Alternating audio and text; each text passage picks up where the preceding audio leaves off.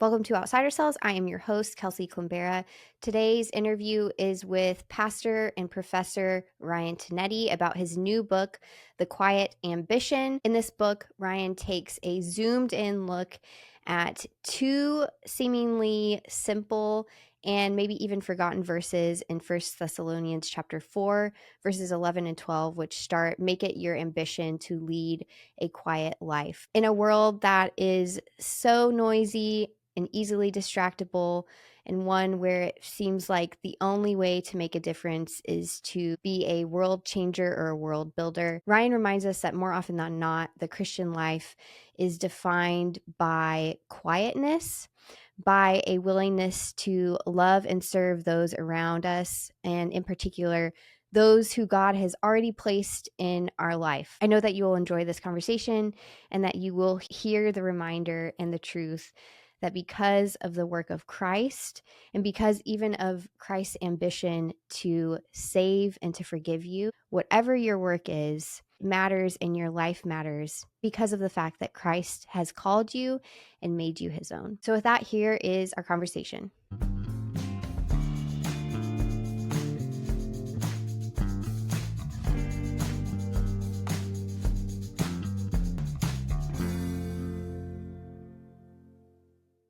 Ryan, it's so good to finally meet you. Welcome to Outsider Cells.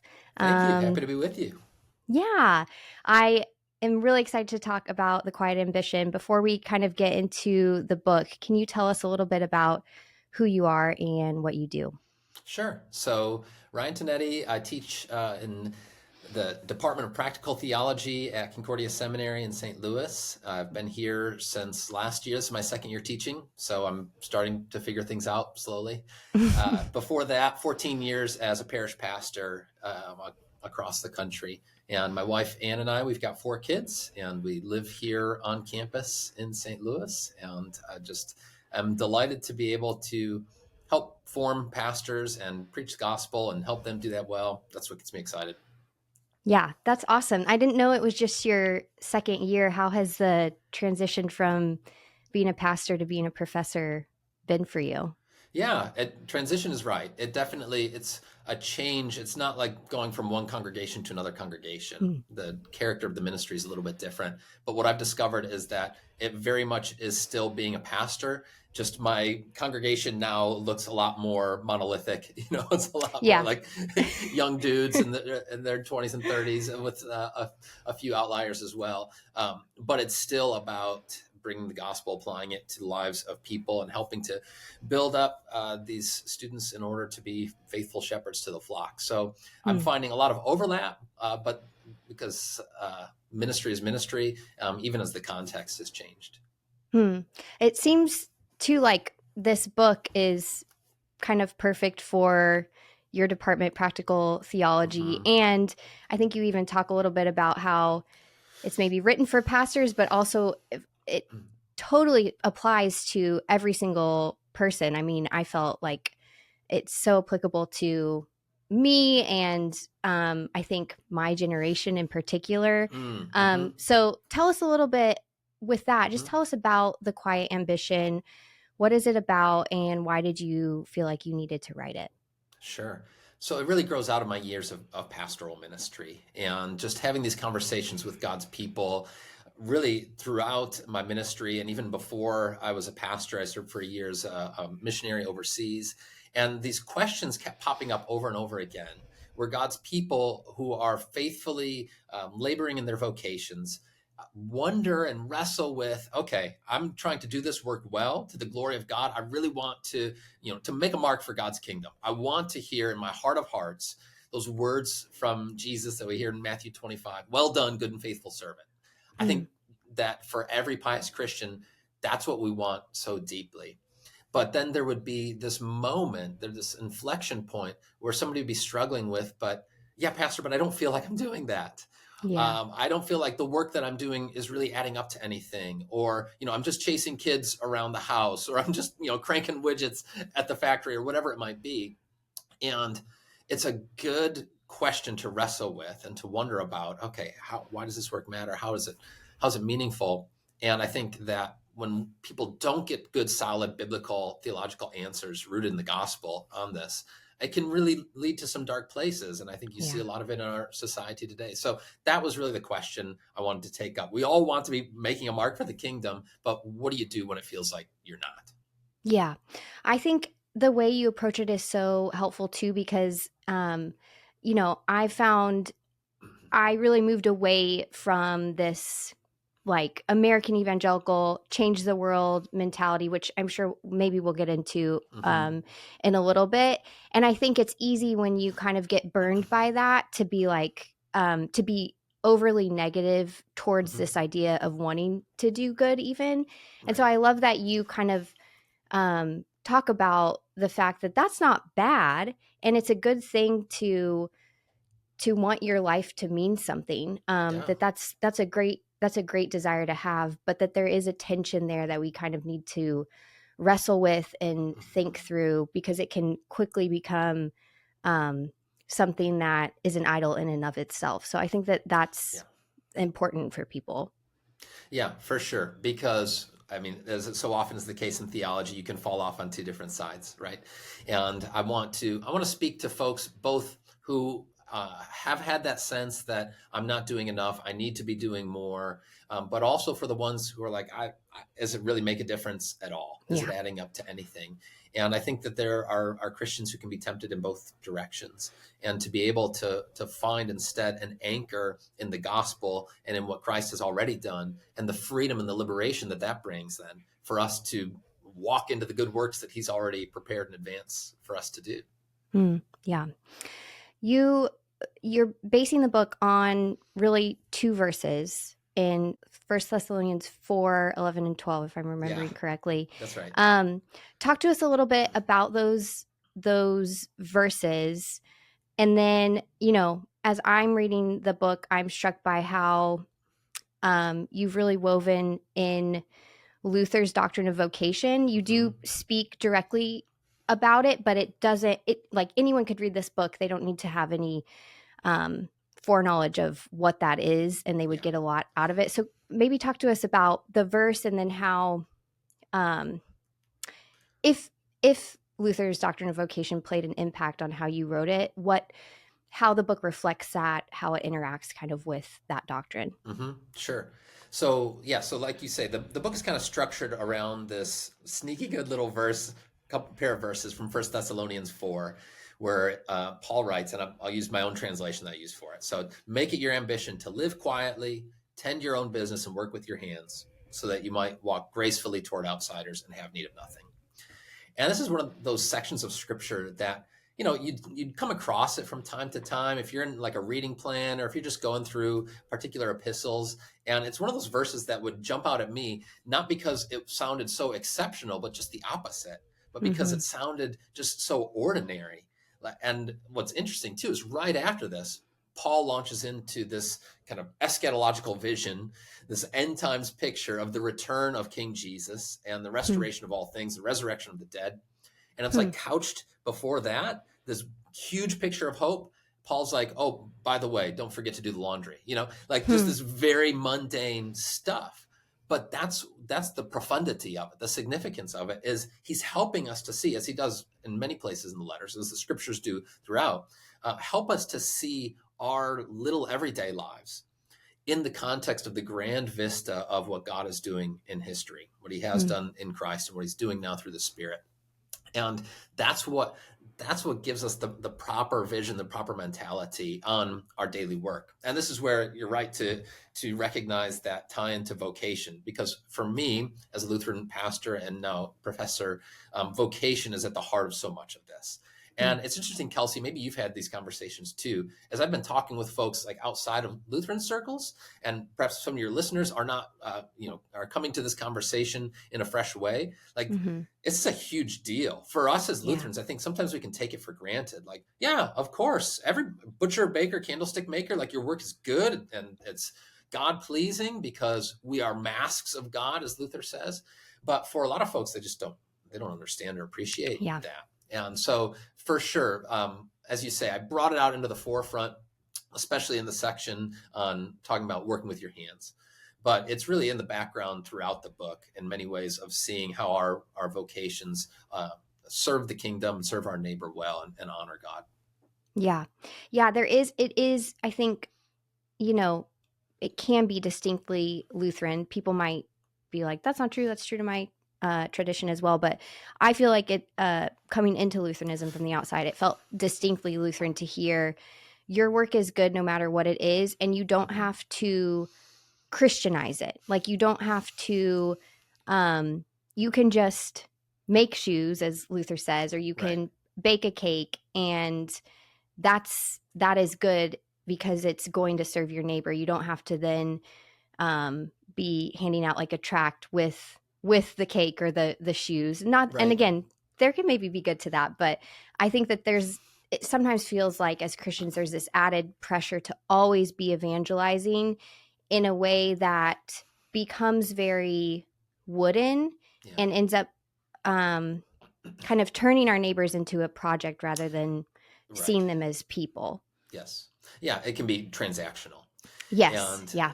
instead, we are invited to trust that God does his work where and when he wills. And when the opportunities arise, I mean, for myself, I'm always praying like Paul's prayer. I think it's in Colossians, when he said, that when the opportunity arises, that I would speak the word boldly as I ought, that he would open doors for the speaking. But that even in the doing, in serving the neighbor, that God is pleased with that. I think of something like, when Jesus feeds the 5,000, okay, this incredible miracle. And what an opportunity for Jesus then, having done the miracle, to get up on the soapbox and just announce to everybody, like, hey, just so you know, I did this incredible miracle, and I want to share with you the good news here. Sometimes he does that, but on these other occasions, he says, you know what, the work is good in itself. I'm happy just to provide this food for the neighbor in need. And I think similarly for us in our vocations, when the opportunities arise to announce the gospel, by all means, yes. But it's worth doing just to help your neighbor, to unclog his toilet, to help him work through some difficult bit of code or whatever it might be, to help your student understand something more deeply. These are good labors that in the Father's sight are pleasing. Yeah.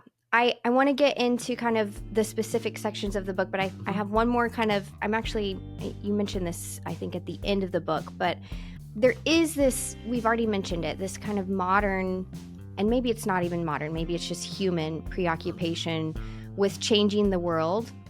And I think it sometimes manifests as like a Christian preoccupation with changing the world. I'm just curious your thoughts on where that comes from. Is it the Enlightenment? Is it a specific type of eschatology that? Right. It's interesting that you say that this verse comes right before this kind of eschatological vision. Yeah.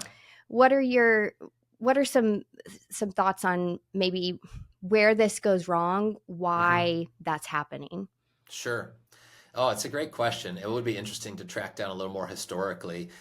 In the book, I share the Google Ngram graphic, which shows, how often a word or phrase shows up in books since going back to, they don't have it forever, but I think it goes back to 1800 or something like that. Okay. And how this phrase changed the world spikes in 60s or 70s.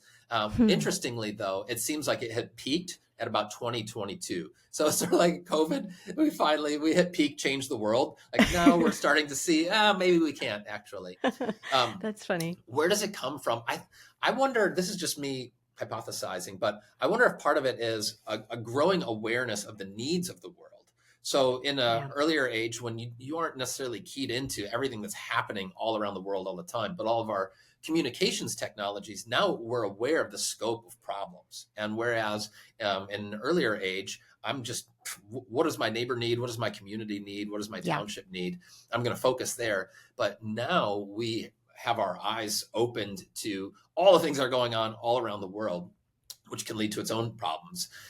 But to then see that, we start to think, okay, I need to change this whole world, which is a problem that is bigger than any of us individually are able to do. So, but where does it, and as Christians, I think it's so natural for us as Christians because there can be, God's in the business of changing the world.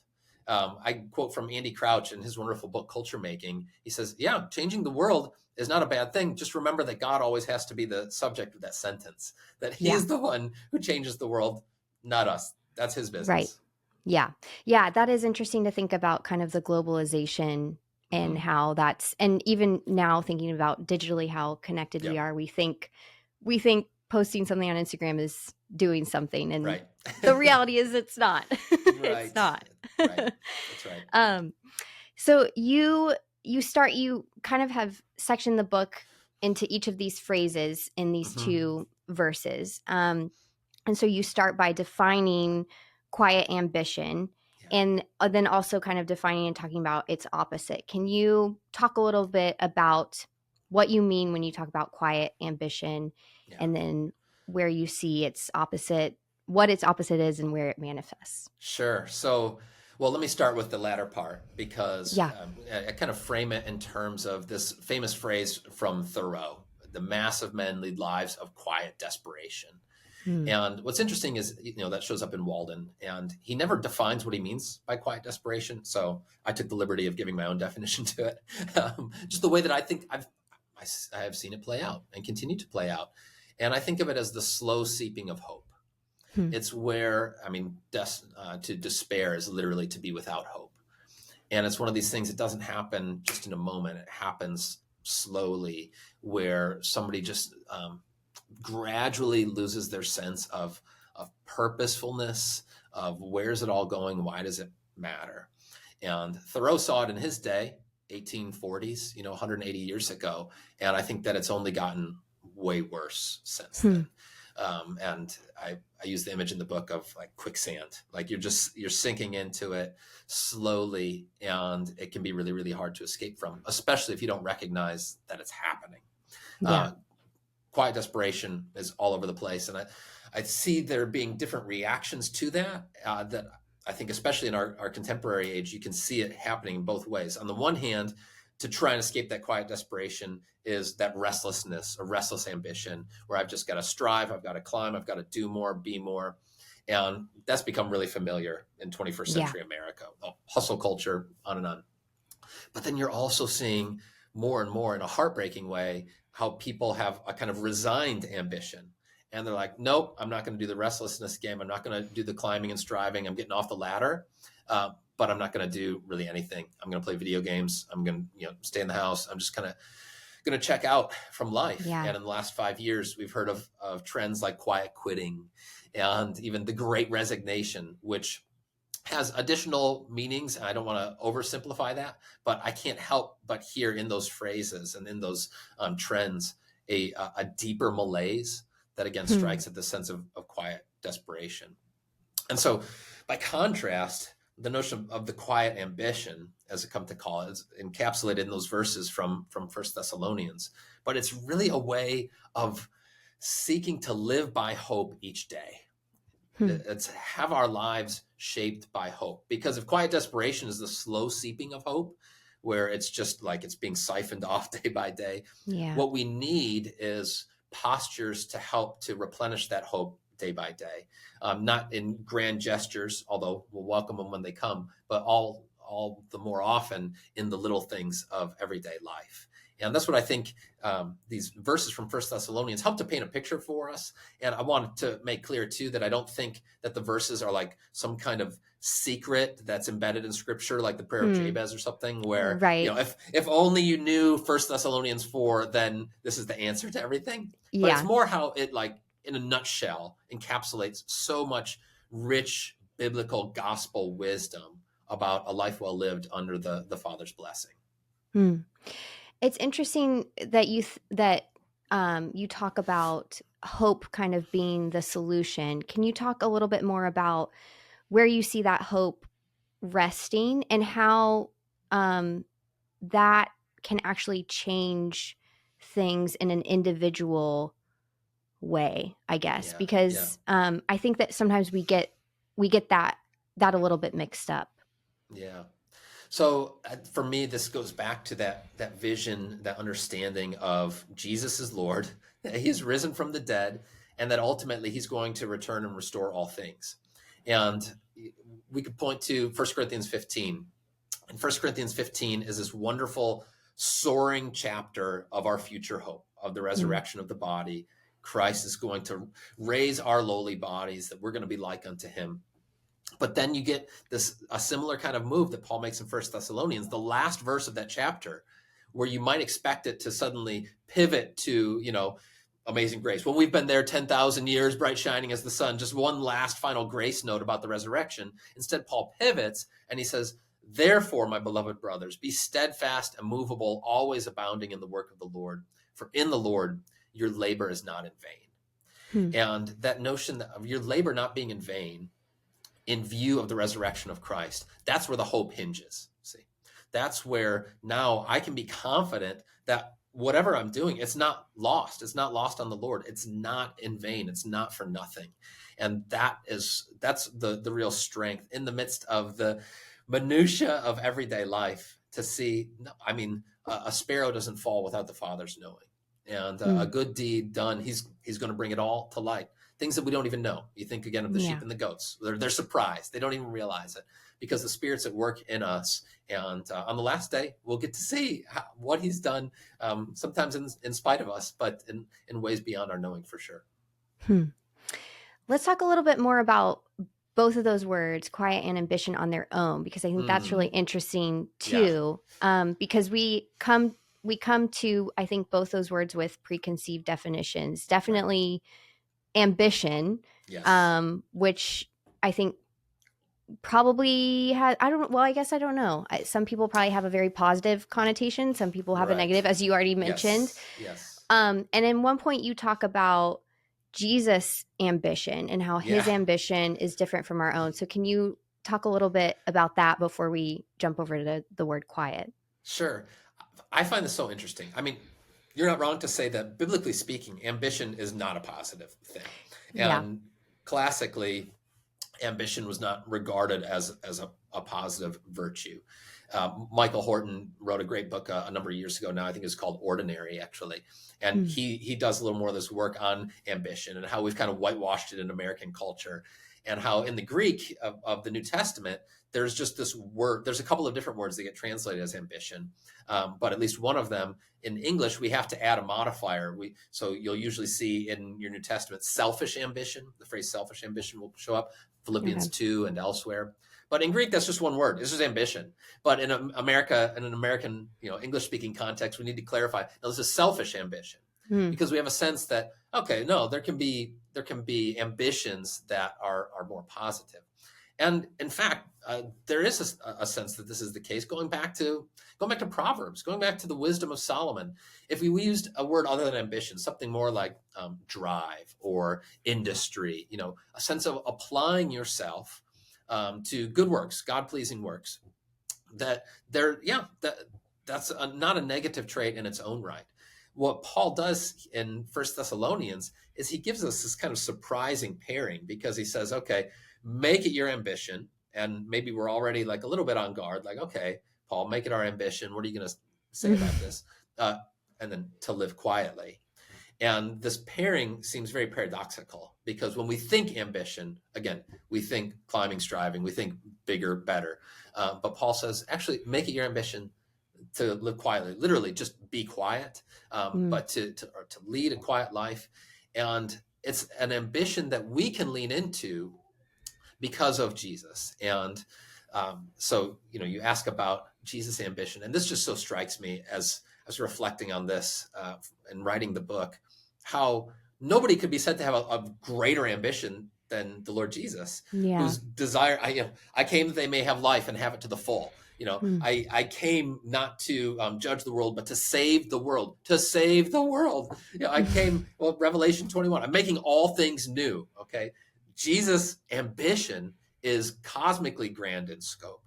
And yet the way that he does it is so paradoxical. It's so unambitious, you might say. Like, I'm going to get together, the Bad News Bears. They're going to follow me around for a few years, and I'm not going to write anything. I'm just going to send them out. I'm going to be in some backwater so that people even kind of make fun of it. Can anything good come from Nazareth? This is how Jesus goes about his business. And in that respect, he's the embodiment of this quiet ambition, where he lives quietly with that view of God's kingdom. And for us, by faith, filled with his Spirit, we can live this quiet ambition, knowing that we don't have to be loud because he he has already made all the noise that the creation could possibly hold on our behalf. And that's Yeah. where the source of hope really comes from. Yeah. Yeah. And he doesn't work, as you've already mentioned, he doesn't work in the way that we think is going to attract in general. Like he Yeah. dies on it. He saves us by dying. Yes. And so I think that that's really interesting too, when we think about quietness, which again is often looked down upon in a world that's so loud and noisy, and where Mm-hmm. I think in our context, maybe in particular, we're expected to speak out about Yeah. against things, and to make it very clear where we stand and make sure everyone knows what we think. Right. How does quietness work in this verse? And where, I guess this might be even getting into a little bit of the next section, but do you mean, how is quietness as defined in this verse different or the same as maybe withdrawal? Because I could see that being a Yes. critique. Are you saying Yeah. just to kind of isolate yourself and be quiet in that way? Good.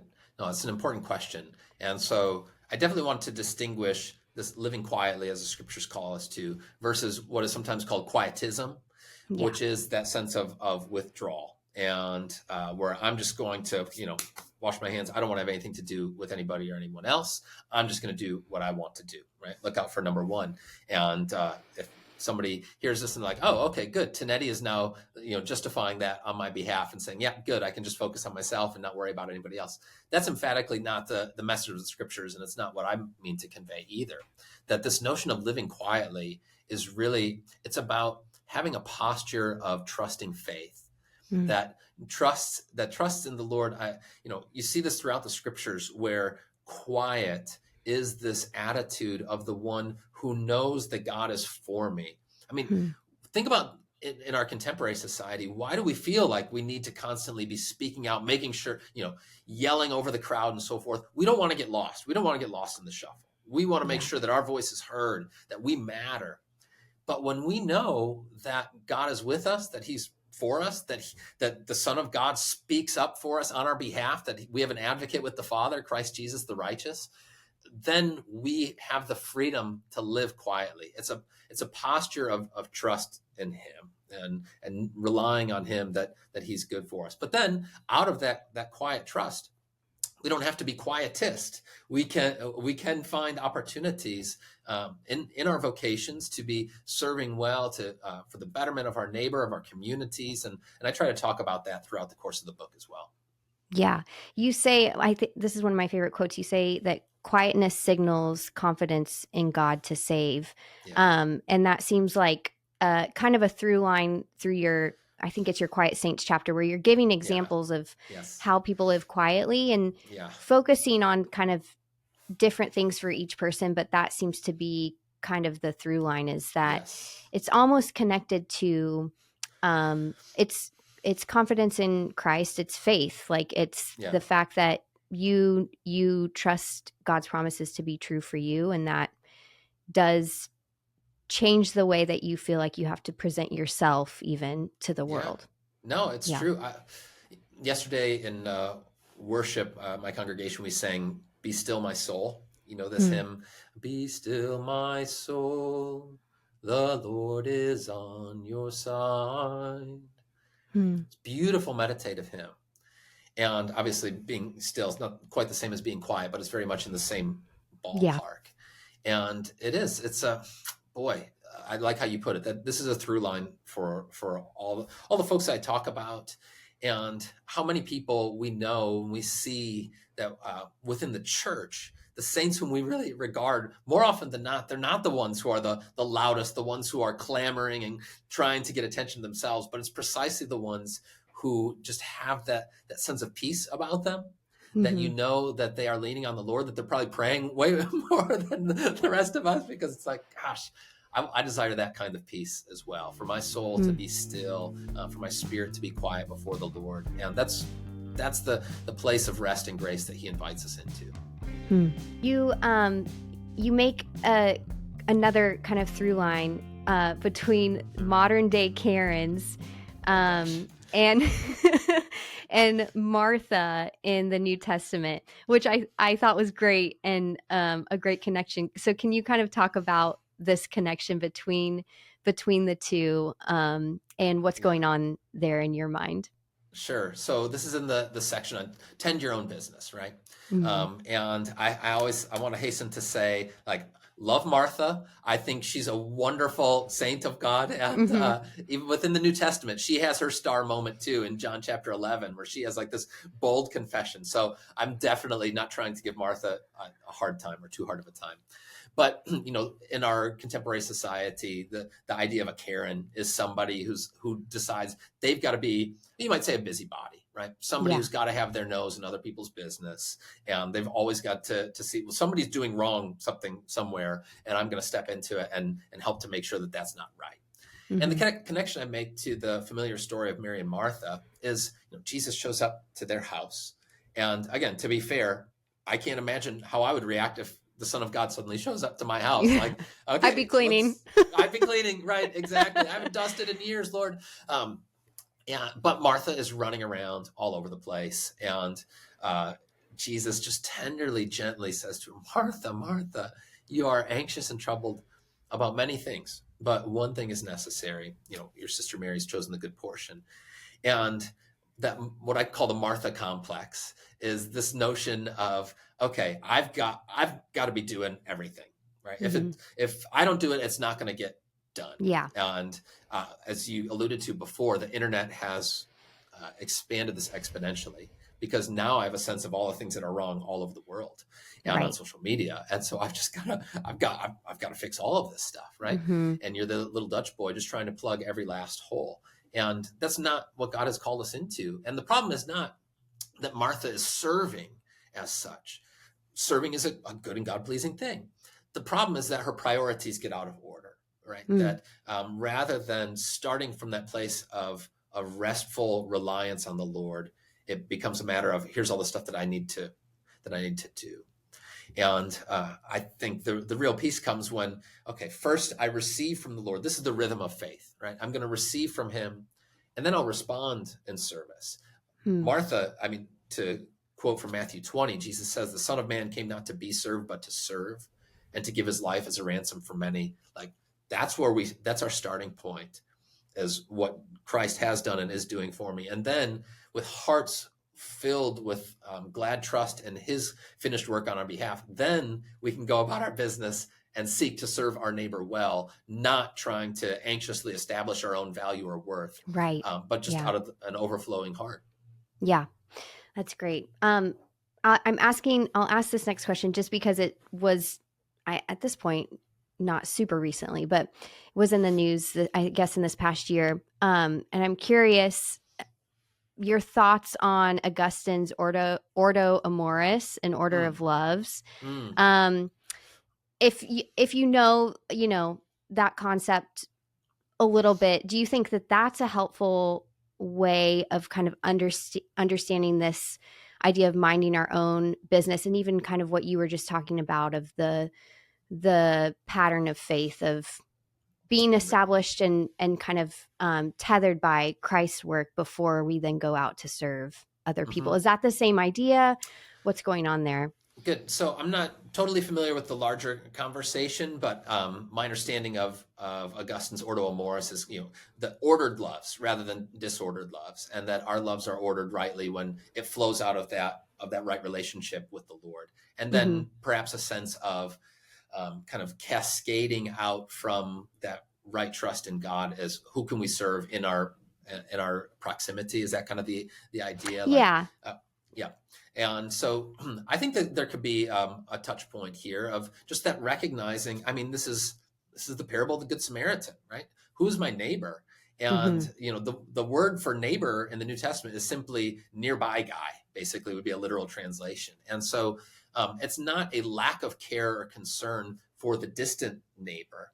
And certainly in our prayers, we continue to lift up concern, and we have all kinds of opportunities in our modern world to provide financial support and other Yeah. ways. But recognizing that the place where God has called me, where he most needs me to serve, wants me to, is precisely in the context of my family, of my neighborhood, of my workplace, or what have you. And in that respect, that's where we can say, okay, Lord, if you want me to help hungry people on the other side of the world, send me. Here am I. Sure. Yeah. But in as much as I'm here, I'm going to seek to do my work well, precisely in the places where you've put me. Yeah. Yeah. I think it's helpful in our modern context in as much as we can allow it to be flexible because we are so connected. Yeah. So to kind of like make it too much of a prescription, I think limits, a call of, for Yeah. instance, a missionary to go Right. and serve those distant neighbors.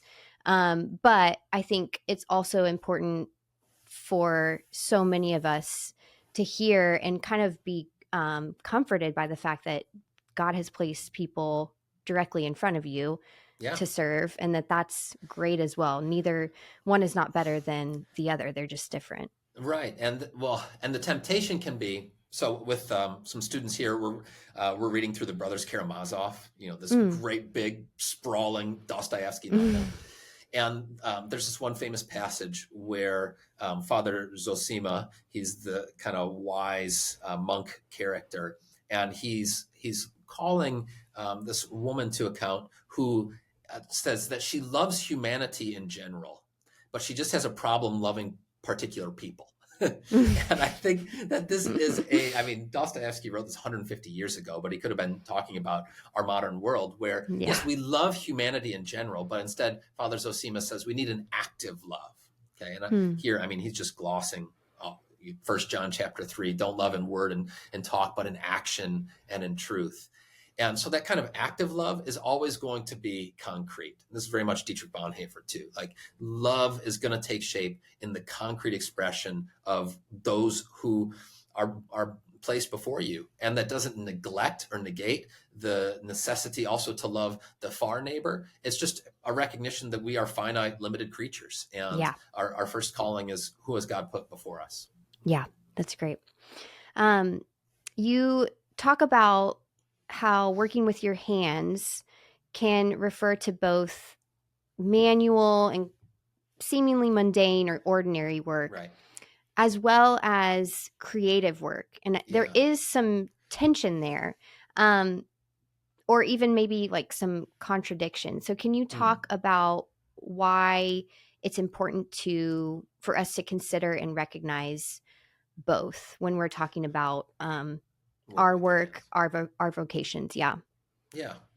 It's interesting. I wonder if part of the reason it feels like a tension is because in our kind of postmodern society, we've so prioritized knowledge work, if you will, or white collar kind of work, and we think that's the real creative stuff. Whereas a more manual labor, working with your hands, well, that's grunt work, or that's manual labor's menial labor. And it certainly doesn't have to be the case. And and that's where I think there's a real complementarity here, as you forgive the dad / pastor pun of, there's two hands. On the one hand, to work with your hands means that manual labor, and on the other hand, it is creative labor, and that these things can go hand in hand. Because so often, you talk with folks where maybe for their vocation or for their livelihood, they do something where they are more, in their head, doing mind type work. I tell a story in the book of a parishioner who's a doctor, but he was doing a lot of administrative work because of the role that he had taken on at his office. But what he loved to do, his avocation, his hobby, was wrenching on old broken down cars, like just working with his hands. And for him, it was a profound labor of love and creative labor, even the creative problem solving that it involved. And he would say both of them go, again, hand in hand, that these are both expressions of our image of Godness. And so I want to say and I'm going to keep doing it, on the one hand, of the manual labor that is good. And in fact, this is a little anachronistic, but when you go through the scriptures, the who's who of the Bible, they're all manual laborers, whether you're Yeah. talking about David the shepherd or Nehemiah the mason, or of course many of the first disciples are fishermen, right? Mm-hmm. They're tradesmen. They're working with their hands. God uses that. And he also uses and delights in when we, reflecting our Almighty Father, the maker of heaven and earth, when we make stuff, when we Mm. enjoy creative labors. And both of those, I really see the complementarity of it. And I guess that's part of what I wanted to accomplish with that section, is to see, no, these aren't opposites. And in fact, they're both really good things. Yeah. Yeah. I think it seems like maybe you're right, in kind of post-modernity, it feels like we start emphasizing one over the other. And there's kind of like, I don't know, I feel like as a millennial, Mm-hmm. and I was a freelancer for a while, so I was kind of a part of a like creative co-working space. So creativity was Yes. everything. And Yep. there were a lot of Christians that worked out of this space. So we talked a lot about how creativity is a reflection of being made in the image of God. But what happens then is that sometimes the ordinary aspects of life are really diminished. And Right. if you're not traveling the world, then you're doing something wrong. So yeah, I think that it's great and important to remember that they do go together. They're both given to us by the same God. So why wouldn't they? Yeah, that's right. I think, there's definitely creativity can be, so there's the pizzazz to it, the creative class and all this Yes. kind of Yeah. thing. And, everybody wants to be the column writer. Nobody wants to be the copy editor. But so, Right. somebody's doing the grunt work too. But there can be its own kind of creativity. And I think it's a beautiful thing to be able to see them both. And in fact, to see how God is working. There can be creative aspects even to those little labors. I was listening to a podcast Yeah. where a guy was an electrician, and he was saying how, I mean, this is somebody who's working with his hands, right? But what he loved about his work is how he would come to it. And I don't think he's a Christian guy. It didn't come out in the interview anyway, but he would come to it with this sense of satisfaction of looking at a problem and recognizing, like, I know what I need to do in order to carry that out. And it was a profoundly creative act for him. Hmm. And I think it's just, God has prepared us for good work in a variety of different ways. Blue collar, white collar, no collar. He uses all of it. Yeah. Yeah. And that, I think in that, I hear you saying mundane doesn't mean not creative. And maybe that's Correct. where they get kind of contradictory in a way that's Yep. not necessarily That's right. helpful. In kind of, again, our modern context, in our digital age, as we continue to see this rapid advance of technology and AI, what is the importance in your mind of the idea of working with our hands? Is there a need to emphasize it, or even is there a need to redefine it? I think that those are Mm. probably two different hmm questions. I absolutely think there's a need to emphasize it. And in the age of AI, where things are just becoming so abstracted and ethereal, or even notions of virtual reality, the metaverse or whatever it might be, to get back to recover a sense of, we should work with our hands because we have hands. We are Yeah. embodied creatures. We're Yeah. not just, flitting about spirits. We are actual embodied creatures at God's design, right? This wasn't like plan B. He's like, I guess I'll give him these meat bags. Like, no, actually, this is a good and glorious thing. The Son of God took on our human flesh. Hmm. And so I think that there is a real need to be emphasizing this more and more. So for pastors and for folks within the church to be affirming the trades and vocations. And I do think that this is happening. I think that, Kelsi, I'm a millennial too. And I know when I was in high school, it was kind of poo-pooed. Like, for sure at my suburban high school, it was like, no, I mean, the kids who are a little bit less than, or maybe their families are more working class, they do the trades. The rest of us, we all Yeah. know we have to go to college and whatever. And I think that's changing a little bit. And I Yeah. was talking with my son the other day, who's 15, and we were just having a conversation about the future. And he got kind of sheepish, and he said, "Dad, is it okay if I don't go to college? I think I just want to be a carpenter." And I was like, dude, my boss is a Jewish carpenter. Like, I would love, I mean, but thinking about this stuff, like, yes, that would be wonderful. Yeah. He delights in, again, that creative side of figuring things out and how am I going to design this? And so we need to emphasize it. We need to become more embodied, not less, and Yeah. recognizing, affirming the way that God has designed us. Yeah. It's going to be interesting to see how, with AI, how things develop, because it does feel like, and I don't know if this is just a I'm responding this way from being too online or something, but like it does feel like there is not a really a big push culturally to put any stop or any boundaries on it. Yeah.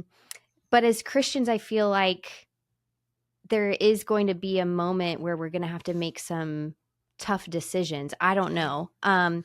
And so it's going to be kind of interesting to see how it plays out. And I don't know, you just think of even like the development of smart chips in brains. Like what do we do about that? Yeah. How do we kind of, again, not retreat from the world, but also make it clear that there's ways that we've been created that we're not going to mess Mhm. with. I don't know.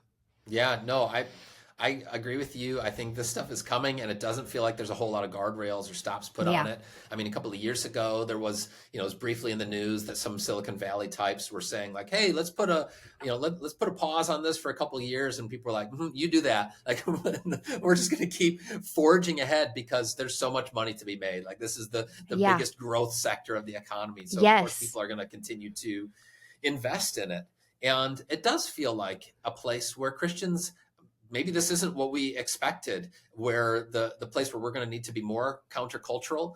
But if anybody ought to be affirming and recognizing the value of the body and the need for embodiment, it should be the people who recognize that they are created, that they have been redeemed by one who came into the body and who will finally at the last raise us in our bodies. That actually that's not a terrible place in the year of our Lord 2025 for us to say, "Here I stand, I can do no other." Yeah, definitely. Yeah. And it is interesting too. I was just thinking, like, it feels like the move is already to kind of um make or digitize relationships. Like I feel like, well, I don't know, there's the move to digitize relationships, which we're seeing with chatbots and all of that stuff. Mhm. And then there is this move to digitize work.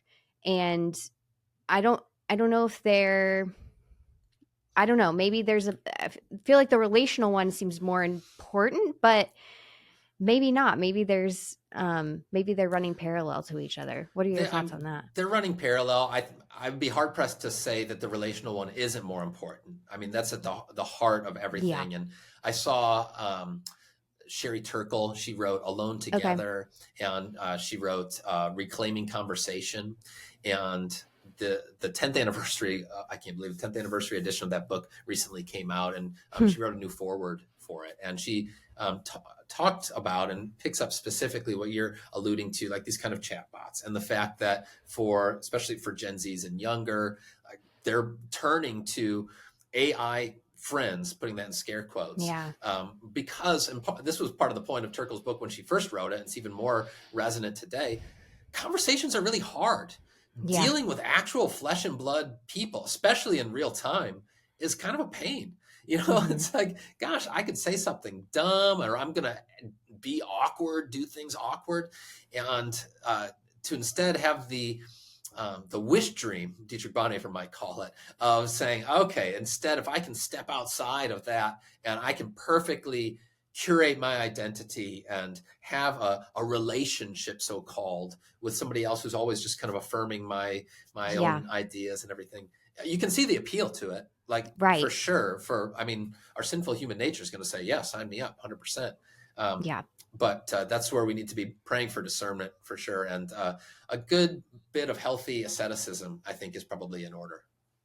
Yeah. Yeah. There's this illusion for sure of a promise of no rejection and no condemnation, which I Yeah. think is interesting. Like, you know, as Lutherans, we would say that's kind of sometimes the promise of the law, not necessarily God's law, but worldly law is Right. this promise, like, if you just do this, you won't be rejected, you won't be condemned. And then it Yes. quickly turns on you. So that, I don't know, that's all a Well, little bit tangential, but interesting. no, I mean, but it's an astute observation because we all, in our heart of hearts, we're seeking that justification, right? Yeah. We're seeking that acceptance. I mean, to circle back around where we started, that desire to hear, "Well done, good and faithful servant." Yeah. Right. And if you aren't finding that in the glad deed of God and His Son Jesus, Yes. you're going to seek it somewhere else, perhaps even through an artificial intelligence, and it breaks my heart. And this is why, I mean, this is why I do what I do, why you do what you do, why we care to spread the gospel far and wide, because people need to hear the good news that you are acceptable in God's sight because of what Jesus has done for us. Yeah, that's great. You end the book by unpacking the phrase in verse 12, and you have it, as you said, translated as, so that you may walk gracefully toward outsiders. Yeah. And so in that sense, you're focusing kind of on the goals and outcomes of quiet ambition. So can you kind of just talk to us a little bit about this? What does it mean to walk gracefully, and who do you mean, or who does Paul mean by the outsiders? Outsiders. Yeah, this is another one of the, I mean, Paul is zigging and zagging all over the place because, again, I think there's a way of thinking about this quiet ambition of that sort of quietist mode or an isolationist kind of mode. And almost sensing that, Paul quickly says that the upshot of this, so that you might walk gracefully toward outsiders. And so he has in view that when we live this way, when we lead quiet lives of hope, it's going to be giving a witness to and for the benefit of those who are not even part of the family of faith yet, perhaps. So, so first on that notion of walking gracefully, and a lot of translations will have things like the ESV, I think, walk decently. And it's these translations where you're like, okay, does anybody ever say I'm walking decently? That's not a thing. And the Greek that's behind it is this lovely word that more conveys this sense of elegance, of comeliness, of beauty. And, again, for any of us, we think, okay, well, that doesn't describe my walk of faith, right? It's more the stumbling and the fumbling, and I can hardly stay upright. And that's fair enough, 100%. But to walk gracefully doesn't mean that you are, just floating along like a ballerina. What it means is that grace marks all of your steps, right? That we are following in the footsteps of our Lord Jesus. And so those footsteps are going to be filled with forgiveness and mercy and compassion toward others, and receiving that compassion for ourselves. And that's a much more humble thing. We mentioned before about the desire to change the world. Well, instead, Paul says, no, just walk gracefully. Like strive to do your work well, to bless your neighbor, to find those opportunities to show forth the patient love of your Savior. That's what it looks like to walk gracefully. Or you think of the mustard seed, parable of the mustard seed, the smallest of the seeds. And yet God gives that growth, and it fills the world. He's the one who changes the world through those little mustard seed, through mustard seed missionaries like you and me. And then toward outsiders, though. So the King James, I like how the King James puts it, toward them that are without. It's literally people who are outside. And when you start to look at this, you see how often Jesus has a burden for the outsider, and how he himself, it says in Hebrews, he was not crucified within the camp. He was crucified outside the camp. He went outside in order to bring outsiders in. And so for us as Christians, as we seek to lead these quiet lives of hope and living quietly, we do so with an eye toward who are the outsiders, who are the last, the little, the lost, and the least, is how Robert Farrar Capon put it. Who are those who are in need of a cup of cool water, who are in need of God's grace, and not to become so inward focused that we lose sight of those outsiders that need His love. Well, this has been great, Ryan. I really, as I said, I don't know if I said it on the recording, maybe before, but I really love the book, and I think it's a helpful read for anyone who's struggled to feel like their life matters and their work matters, who feels preoccupied with either needing to prove it or maybe despairing because they just know it doesn't add up in the eyes of the world. So thank you for writing it. I don't know, is it out yet? When is the release date? So it's released November 18th. So as we're talking, it's perfect. not out just yet, but I think that's the day. Soon. I think that's actually the day this will come out. So that's perfect. Perfect. Yeah, that worked out well. Tell us a little bit about, are you working on anything else? And where can did you write anywhere? Can we follow your work anywhere else? Thanks. Yeah. So I'm always writing. I just love writing, and I love writing about scripture. And now that I'm a professor rather than a preacher, I don't preach as much as I did before. And so I still want to find opportunities and avenues to do that. So I keep what we used to call blog, but now Substack is the general outfit platform. So just ryantinetti.substack.com. It's called News from Across the Seas, where I'm just trying to read scripture like a castaway coming across a message in a bottle and just seeing how it's urgent, joyous, good news. So be happy to connect with readers on the Substack. Awesome. Well, thank you so much for your time. Thank you. Outside Ourselves is a 1517 podcast and show. To learn more about all of our podcasts and all of our shows, please go to 1517.org/podcast. If you liked this episode and you haven't done so already, please go to Apple Podcasts and make sure that you give the show a 5-star review. This should take you about 5 seconds or less. If you have more like a minute, I'd love if you could leave a quick written review. These are really easy and simple ways for new people to find Outside Ourselves. And then, of course, make sure that you check out the show on YouTube. There you can both watch and listen to the show, and you can find all the Outside Ourselves episodes at the Kelsi Cumbera YouTube channel. I'll make sure that that is linked in the show notes. Thanks as always for listening, and I'll be back here in 2 weeks with our next guest.